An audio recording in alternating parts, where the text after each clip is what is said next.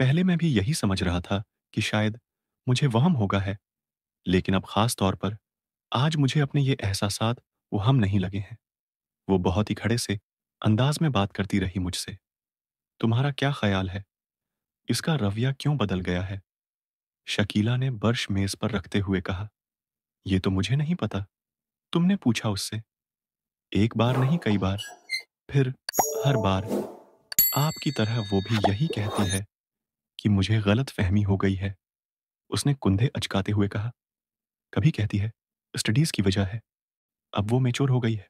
उस ये ऐसी कोई गलत बात तो नहीं है। हो सकता है वाक़ई ये बात हो। शकीला ने कुछ सोचते लिए हुए कहा, अम्मी, बात संजीदगी की नहीं है। मुझे लगता है वो मुझसे कतराने लगी है। असजद ने कहा, तुम फ़ुज़ूल बातें कर रहे हो असजद। मैं नहीं समझती कि ऐसी कोई बात होगी। वैसे भी तुम दोनों तो बचपन से एक दूसरे को जानते हो, एक दूसरे की आदत से वाकिफ़ हो। शकीला को बेटे के खदशात बिल्कुल बेमानी लगे। ज़ाहिर है, उम्र के साथ कुछ तब्दीलियाँ आ ही जाती हैं। अब बच्चे तो रहे नहीं हो, तुम लोग। तुम मामूली-मामूली बातों पर परेशान होने की आदत छोड़ दो। उन्होंने बेटे को समझाते हुए कहा, वैसे भी हाशम भाई अगले साल इसकी शादी कर देना चाहते हैं। वो कह रहे थे कि वो बाद में अपनी तालीम मुकम्मल करती रहेगी। कम से कम वो तो अपने फ़र्द से सबकदोश हो जाएँ। शकीला ने इंकिशाफ़ किया। अंकल ने ऐसा कहा। इज़्ज़त कुछ चौंका। कई बार कहा है। मेरा ख़्याल है वो लोग तो तैयारियां भी कर रहे हैं। असजद ने एक है मुत्मिनान भरे सांस लिया। हाँ, हो सकता है। बहरहाल यही सही है। अगले साल शादी हो जानी चाहिए। असजद हो सकता है इमामा इसी वजह से कुदरे परेशान हो। ने कुछ मुतमईन होते हुए कहा। वो 16-17 साल का एक दबला पतला मगर लंबा लड़का था। उसके चेहरे पर बुलुगत का वो गहरारवा नजर आ रहा था जिसे एक बार भी शियो नहीं किया गया था, और इस रोए ने उसके चेहरे की मासूमियत को बरकरार रखा था। वो स्पोर्ट्स शार्ट्स और एक ढीली ढाली शर्ट पहने हुए था। उसके पैरों में काटन की जुराबें और जागर्स थे। च्युइंगम चबाते हुए उसकी आंखों में एक अजीब तरह की बेचैनी और इत्तराब था। वो इस वक्त एक पर हुजूम हुजूम सड़क के बीचों बीच एक हेवी ड्यूटी मोटरसाइकिल पर बद बैठा हुआ तेजी से तकरीबन उसे उड़ाए ले जा रहा था। वो किसी किस्म के हेलमेट के बगैर था और बहुत रेश अंदाज में मोटरसाइकिल को चला रहा था। उसने 2 दफा सिग्नल तोड़ा, 3 दफा खतरनाक तरीके से कुछ गाड़ियों को ओवरटेक किया, 4 दफा बाइक चलाते चलाते उसका अगला पहिया उठा दिया और कितनी ही देर दौर तक सिर्फ एक पहले पर बाइक चलाता रहा। 2 दफा दाएं बाएं देखे बगैर उसने बरक रफ्तारी से अपनी मर्जी का टर्न लिया। एक दफा वो जगजीग अंदाज में बाइक चलाने लगा। 6 दफा उसने पूरी रफ्तार से बाइक चलाते हुए अपने दोनों पांव उठा दिए। फिर यकदम उसी रफ्तार से बाइक चलाते हुए उसने वन वे की खिलाफ वर्जी करते हुए उस लीन को तोड़ा और दूसरी लाइन में जनाटे के साथ घुस गया। सामने से आती हुई ट्रैफिक की ब्रेकें यकदम बलदम चरचराने लगे। उसने फिल स्पीड पर बाइक चलाते हुए यकदम हैंडल पर से अपने हाथ हटा दिए। बाइक पूरी रफ्तार के साथ सामने से आने वाली गाड़ी के साथ टकराई।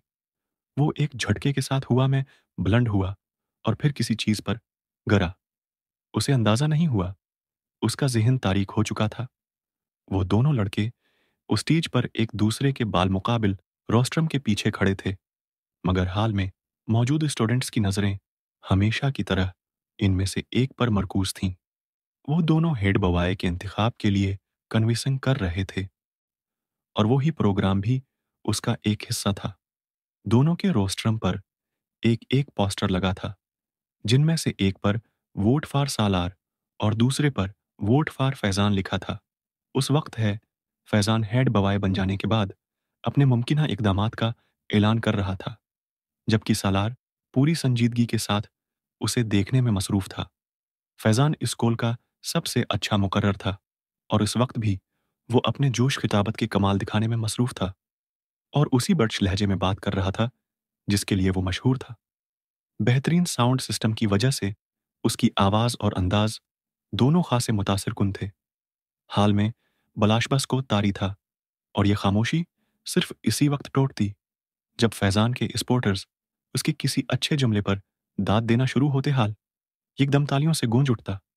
आध घंटा के बाद वो जब अपने लिए वोट की अपील करने के बाद खामोश हुआ, तो हाल में अगले कई मिनट तालियां और सीटियां बजती रहीं।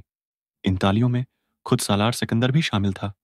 फैज़ान ने एक फातहाना नज़र हाल पर और सालार पर डाली और उसे तालियां बजाते देखकर उसने गर्दन के हल्के इशारे से उसे सराहा। सालार सिकंदर आसान हरीफ नहीं था, ये वो अच्छी तरह जानता था। वो एक लम्हा के लिए रका, उसने फैज़ान के चेहरे को देखा, जिस पर एक फखरिया मुस्कुराहट अभर रही थी, मगर सालार के जुमले के बाकी हुस्से ने अगले लम्हे उस मुस्कुराहट को गायब कर दिया। अगर मामला सिर्फ बातें बनाने का हो तो हाल में हल्की सी खुलखलाहटें अभरें। सालार के लहजे की संजीदगी बरकरार थी, मगर एक हेड बवाए और मुकर्रर में बहुत फर्क होता है। मुकर्रर को बातें करनी होती हैं, हेड बवाए हेड को काम करना होता है। दोनों के दरमियान टॉकर और डूअर का फर्क होता है। और सालार के स्पोर्टर्स की तालियों great talkers are not great doers से हाल गूंज उठा। मेरे पास फैजान अकबर जैसे खूबसूरत लफ्जों की रवानी नहीं है। उसने अपनी बात जारी रखी। मेरे पास सिर्फ मेरा नाम है और मीर इम्तासर कुन रेकार डड, और मुझे कन्विंसिंग के लिए लफ्जों के कोई दरिया नहीं बहाने, मुझे सिर्फ अल्फाज कहते हैं। वो एक बार फिर रखा। स्टेज सेक्रेटरी अब सालार के लिए अनाउंसमेंट कर रहा था। तालियों की गूंज में सालार ने बोलना शुरू कर दिया। Good morning friends. वो एक लहजा ठहरा। फैजान अकबर एक मुकर्रर के तौर पर यकीनन हमारे स्कूल का इसासा है। मैं या दूसरा कोई भी उनके मुकाबले में किसी स्टेज पर खड़ा नहीं हो सकता। और मुझे वोट दें। Trust me and vote for me. उसने शुक्रिया अदा करते हुए जिस वक्त अपने माइक को ऑफ किया, उस वक्त हाल तालियों से गूंज रहा था। एक मिनट 40 सेकंड में वो उसी नपेतले और कैलकुलेटेड अंदाज में बोला था जो उसका खासा था, और उसी 1.5 मिनट ने फैजान का तख्ता कर दिया था। उस इब्तिदाई तारुफ के बाद दोनों उम्मीदवारों से सवाल व जवाब का सिलसिला शुरू हुआ था। सालार सिकंदर इन जवाबात में भी इतने ही इख्तिसार से काम ले रहा था जितना उसने अपनी तकरीर में लिया था। उसका सबसे तवील जवाब 4 जमलों पर मुश्तमिल था, जबकि फैजान का सबसे मुख्तसर जवाब भी 4 जमलों पर मुश्तमिल नहीं था। फैजान की फसाहत, उबलाग, जो पहले उसकी खूबी समझी जाती थी, इस वक्त इस स्टेज पर सालार के मुख्तसर जवाबात के सामने चरब ज़बानी नजर आ रही थी। और उसका एहसास खुद फैजान को भी हो रहा था। जिस सवाल का जवाब सालार एक लफ्ज या एक जुमले में देता, उसके लिए फैजान को आदता तमहीद बांधनी पड़ती। और सालार का अपनी तकरीर में उसके बारे में क्या हुआ, ये तबसरा वहां मौजूद स्टूडेंट्स को कुछ और सही महसूस होता कि एक मुकर्रर सिर्फ बातें कर सकता है। सालार सिकंदर को हेड बवाए क्यों होना चाहिए? सवाल किया गया। क्योंकि आप हेड बवाए हैं, बेहतरीन शख्स का इंतखाब चाहते हैं। जवाब आया, क्या यह जमला खुद सताइशी नहीं है? एतराज किया गया, नहीं, यह जमला खुदशनासी है। एतराज को रद्द कर दिया गया। खुद सताइशी और खुद शनासी में क्या फर्क है? एक बार फिर छिते हुए लहजे में पूछा गया। वही जुफी जो फैजान अकबर और सालार सिकंदर में है। संजीदगी से कहा गया, अगर आपको हेड बवाए ना बनाया तो आपको क्या फर्क पड़ेगा? फर्क मुझे नहीं, आपको पड़ेगा। कैसे? अगर बेहतरीन आदमी को मुल्क का लीडर न बनाया जाए तो फर्क कौम को पड़ता है, उस बेहतरीन आदमी को नहीं। आप अपने आप को फिर बेहतरीन आदमी कह रहे हैं। एक बार फिर एतराज किया गया। क्या उस हाल में कोई ऐसा है जो खुद को बड़े आदमी के साथ इक्वेट करे? हो सकता है हो। फिर मैं उससे मिलना चाहूंगा। हाल में हंसी की आवाज में अभरें। हेड बवाए बनने के बाद सालार सिकंदर जो तब्दीलियां लाएगा उसके बारे में बताएं। तब्दीली बताई नहीं जाती, दिखाई जाती है, और ये काम मैं हेड बवाए बनने से पहले नहीं कर सकता। चंद और सवाल कहे गए। फिर स्टेज सेक्रेटरी ने हाजरीन में से एक आखिरी सवाल लिया। वो एक श्रीलंकन लड़का था जो कुछ शरारती अंदाज में मुस्कुराते हुए खड़ा है। हुआ, अगर आप मेरे एक सवाल का जवाब दे दें तो मैं और मेरा पूरा ग्रुप आपको वोट देगा। सालार उसकी बात पर मुस्कुराया। जवाब देने से पहले मैं जानना चाहूंगा कि आपके ग्रुप के लोग कितने हैं? उसने पूछा। छ, इस लड़के ने कहा। सालार ने सिर हिलाया। ओके, सवाल करें। आपको कुछ हिसाब किताब करते हुए मुझे बताना है कि अगर हम 2 लाख 6, 7,1805, 100 में 9 लाख, 75,200 भी जमा करें, फिर उसमें से 3,99,000 ना 17,000 में तफरीक करें, फिर उसमें 9,72,200 भी जमा करें और उसे वो श्रीलंकन लड़का ठहर ठहर कर एक कागज पर लिखा हुआ एक सवाल पूछ रहा था। के साथ ज़रब दें, फिर उसे 2 के साथ तकसीम करें और जवाब में 4 निहाय 4 लाख दो सो 61 को जमा कर दें, तो क्या जवाब आए? वो लड़का अपनी बात मुकम्मल न कर सका। 8,14,004 बड़ी बर्क गिरफ्तारी के साथ सालार ने जवाब दिया। उस लड़के ने कागज पर एक नजर दौड़ाई और फिर कुछ बेयकीनी से सिर हिलाते हुए तालियां बजाने लगा। फैजान अकबर को इस वक्त अपना आप एक एक्टर से ज्यादा नहीं लगा। पूरा हाल इस लड़ के साथ तालियां बजाने में मसरूफ था। फैजान अकबर को वो योर अ प्रोग्राम एक मजाक महसूस होने लगा। 1 घंटा के बाद जब वो सालार सिकंदर से पहले उस स्टेज से अतर रहा था, तो वो जानता था कि वो मुकाबले से पहले ही मुकाबला हार चुका था। 150 के आई क्यों लेवल वाले उस लड़के से उसे जिंदगी में उससे पहले कभी इतना हसद महसूस नहीं हुआ। अमामा आया, आप लाहौर कब जाएंगी? वो अपने नोट्स को देखते हुए चौंकी। सिर उठाकर उसने साथ को देखा। वो साइकिल की रफ्तार को अब बिल्कुल आहिस्ता कहे उसके गर्द चुकर लगा रहा था। कल? क्यों? तुम क्यों पूछ रहे हो? उमामा ने अपनी फाइल बंद करते हुए कहा। जब आप चली जाती हैं तो मैं आपको बहुत मिस करता हूं। वो बोला। क्यों? इमामा ने मुस्कुराते हुए पूछा। क्योंकि आप मुझे बहुत अच्छी लगती हैं और आप मेरे लिए बहुत से खिलौने लाती हैं और आप मुझे सैर करवाने लेकर जाती हैं और आप मेरे साथ खेलती हैं उसलिए। उसने तफसीली जवाब दिया। आप मुझे अपने साथ लाहौर नहीं ले जा सकते? इमामा अंदाजा नहीं कर सकी। ये तजवीज़ थी या सवाल? मैं कैसे ले जा सकती हूँ? मैं तो खुद हॉस्टल में रहती हूँ। तुम कैसे रहोगे वहां? इमामा ने कहा। साद साइकिल चलाते हुए कुछ सोचने लगा। फिर उसने कहा, तो फिर आप जल्दी यहां आया करें। अच्छा, जल्दी आया करूंगी। इमामा ने मुस्कुराते हुए कहा। तुम ऐसा किया करो कि मुझसे फोन पर बात कर लिया करो। मैं फोन किया करूंगी तुम्हें।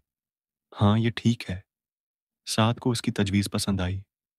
साइकिल की रफ्तार में इजाफा करते हुए वो लान के लंबे लंबे चक्कर काटने लगा। अमामा बेध्यानी के आलम में उसे देखने लगी। वो उसका भाई नहीं था। 10 साल साद 5 साल पहले उनके घर आया था। कहाँ से आया था उसके बारे में वो नहीं जानती थी, क्योंकि उसे उसके बारे में उस वक्त कोई तजस्सुस नहीं हुआ था।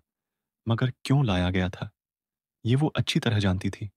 साद अब 10 साल का था और वो घर में बिल्कुल घुल मिल गया था। अमामा से वो सबसे ज्यादा मानुस था। अमामा को उस पर अक्सर तरस आता। तुरस की वजह उसका ला वारिस होना नहीं था। तुरस की वजह उसका मुस्तकबल था। उसके 2 चचाओं और एक ताया के घर भी उस वक्त उसी तरह के गोद लिए हुए बच्चे पल रहे थे। वो उनके मुस्तकबल पर भी तरस खाने पर मजबूर थी। फाइल हाथ में पकड़े साइकिल पर लान में घूमते साथ पर नजरें जमाए वो किसी गहरी सोच में डूबी हुई थी। उसे देखते हुए वो इसी तरह की बहुत सी सोचों में उलझ जाती थी, मगर उसके पास कोई हल होता था नहीं था। वो उसके लिए कुछ नहीं कर सकती थी। वो चारों उस वक्त लाहौर के रीड लाइट एरिया में मौजूद थे। उनकी उम्रें 18-19 साल के लगभग थीं और अपने हिलिये से वो चारों अपर क्लास के लगते थे। मगर वहां पर न उनकी उम्र कोई नुमायां कर देने वाली चीज थी, न ही उनकी ऊपर क्लास से ताल्लुक रखने की इम्तियाजी खुसूसियत वसीयत, क्योंकि वहां पर इनमें से भी कम उम्र लड़के आते थे और ऊपर क्लास इस इलाके के मुस्तकिल कस्टमर्स में शामिल थी। चारों लड़के रीड लाइट एरिया की टूटी हुई गलियों से गुजरते जा रहे थे। 3 लड़के आपस में बातें कर रहे थे, जबकि सिर्फ चौथा कुदरे तजस्सुस और दिलचस्पी से चारों तरफ देख रहा था। यूं लग रहा था जैसे वो पहली बार वहां आया था और इन तीनों के साथ थोड़ी देर बाद होने वाली उसकी गुफ्तगू से ये ज़ाहिर हो गया था कि वो वाक़ई वहाँ पहली बार आया था। गली के दोनों अतराफ में खुले दरवाज़ों में बनाव सिंगार के नेम, अरियां कपड़ों में मलबूस, हर उम्र और हर शक्ल की औरत खड़ी थीं। सफ़ेद, सानुली, स्याह, गंदमी, बहुत खूबसूरत, दरमियानी और मामूली शक्ल और सूरत वाली। गली में हर शक्ल और उम्र का मर्द गुजर रहा था। वो लड़का वहां से गुजरते हुए हर चीज पर गौर कर रहा था। तुम यहां कितनी बार आए हो? चलते चलते इस लड़के ने अचानक अपने दाएं तरफ चलने वाले लड़के को मुखातब करते हुए कहा। वो लड़का जवाब, हंस, कितनी बार? ये तो पता नहीं, अब तो गनती भी भूल चुका हूं, अक्सर आता हूं यहां पर। उस लड़के कुदरे फखरिया अंदाज में कहा। उन औरतों में मुझे कोई अट्रैक्शन महसूस नहीं हो रही। उसने कुंधे अचकाते हुए कहा, नॉथिंग स्पेशल अबाउट देम। अगर कहीं रात ही गुजारनी हो तो कम इज कम एनवायरनमेंट, माहौल तो अच्छा हो। IT is such a dirty filthy place. ये तो बहुत ही गंदी जगह है। उसने गली में मौजूद गढ़ों और कोड़े के ढेरों को देखते हुए कुछ नागवारी से कहा। फिर गर्लफ्रेंड्स के होते हुए यहां आने की क्या जरूरत है? उसने इस बार अपनी भनवें अचकाते हुए कहा। उस जगह का अपना एक चारम है। गर्लफ्रेंड्स और यहाँ की औरतों का कोई मुकाबला नहीं है। गर्लफ्रेंड इस तरह के डांस तो नहीं दिखा सकती जो अभी कुछ देर बाद तुम देखोगे। तीसरा लड़का हंसा। और फिर पाकिस्तान की जिस बड़ी एक्ट्रेस का डांस दिखाने हम तुम्हें ले जा रहे हैं, वो तो बस। दूसरे लड़के की बात पहले लड़के ने काट दिया। उसका डांस तो तुम पहले भी दिखा चुके हो। अरे वो कुछ भी नहीं था। भाई की शादी पर एक मुजरा किया था। मगर यहां पर तो बात ही कुछ और होती है। वो एक्ट्रेस तो एक पोश इलाके में रहती है, फिर यहां क्यों आती है? पहले लड़के ने कुछ गैर मुतमईन अंदाज में उससे पूछा। ये तुम आज खुद इससे पूछ लेना। मैं कभी उससे इस तरह के सवाल नहीं करता। दूसरे लड़के की बात पर बाकी दोनों लड़के हंसे, मगर तीसरा उसी तरह चबती हुई नजरों से उसे देखता रहा। उनका सफर बिलाखिर उस गली के आखिर में एक इमारत के सामने खत्म हो गया। इमारत के नीचे मौजूद दुकान से तीनों लड़कों ने मोतिये के बहुत से हार खरीदे और अपनी कलाइयों में लपेट लिए। एक हार दूसरे लड़ने उस लड़के की कलाई में भी लपेट दिया जो वहां आने पर एतराज कर रहा था। फिर इन लोगों ने वहां से पान खरीदे। तंबाकू वाला पान दूसरे लड़के ने इस लड़के को भी दिया जो शायद जिंदगी में पहली बार पान खा रहा था।